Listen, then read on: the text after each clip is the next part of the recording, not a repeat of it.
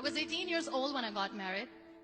I belonged to a very conservative family, a Baloch family, where good daughters never say no to their parents. My father wanted me to get married, and all I said was, if that makes you happy, I'll say yes. And of course, it was never a happy marriage. Just about after 2 years of getting married, about 9 years ago, I met a car accident. Somehow my husband fell asleep and the car fell in the ditch. He managed to jump out, saved himself. I'm happy for him. But I stayed inside the car and I sustained a lot of injuries. The list is a bit long. Radius ulna of my right arm were fractured. The wrist was fractured. Shoulder bone and collarbone were fractured. My whole rib cage got fractured. But that injury that changed me and my life completely was the spine injury.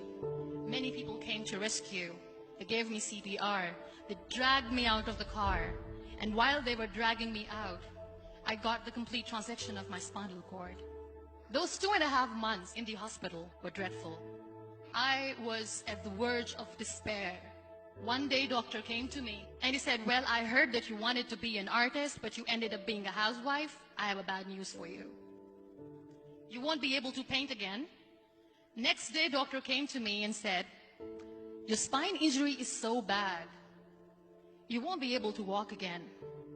I took a deep breath and I said, it's all right. Next day, doctor came to me and said, because of your spine injury and the fixation that you have in your back, you won't be able to give birth to a child again. That day, I was devastated. I started to question my existence. Why am I even alive? So what kept me going was, one day I asked my brothers, I know I have a deformed hand, but I'm tired of looking at these white walls in the hospital and wearing these white scrubs. Bring me some colors, bring me some small canvas. I want to paint. So the very first painting I made was on my deathbed, where I painted for the very first time. What an amazing therapy it was. Without uttering a single word, I could paint my heart out. I could share my story. People used to come and say, what lovely painting, so much color. Nobody could see the grief in it. Only I could. And that day I decided that I'm going to live life for myself. I am not going to be that perfect person for someone. I am just going to take this moment and I will make it perfect for myself. That I'm going to fight my fears. So I wrote down one by one all those fears. And I decided that I'm going to overcome these fears one at a time. Do you know what was my biggest fear? Divorce. But the day I decided that this is nothing but my fear, I liberated myself by setting him free. And I made myself emotionally so strong that the day I got the news that he's getting married, I sent him a text that I'm so happy for you and I wish you all the best. And he knows that I pray for him today. Number 2 was, I won't be able to be a mother again. And that was quite devastating for me. But then I realized there are so many children in the world, all they want is acceptance. So there is no point of crying, just go and adopt one. And that's what I did.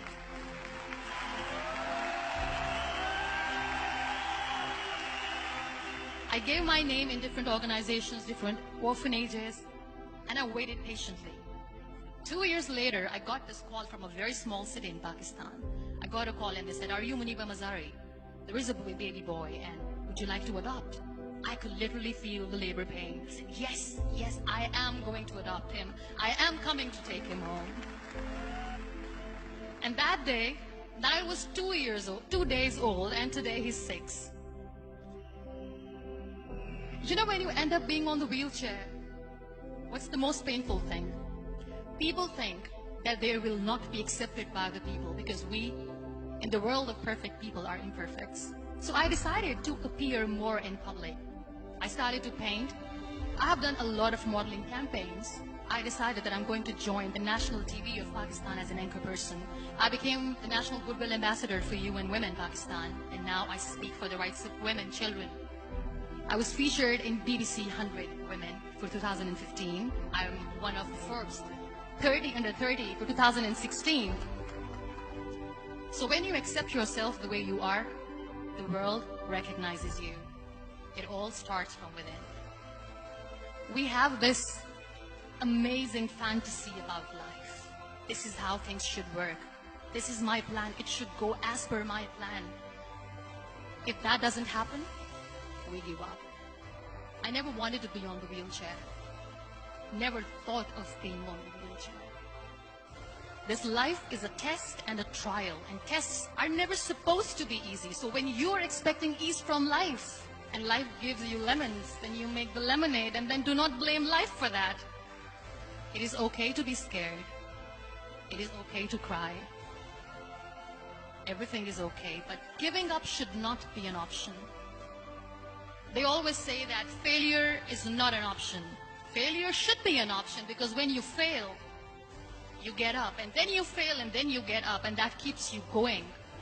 Embrace each and every breath that you are taking. Celebrate your life. Live it. Don't die before your death. Real happiness lies in gratitude.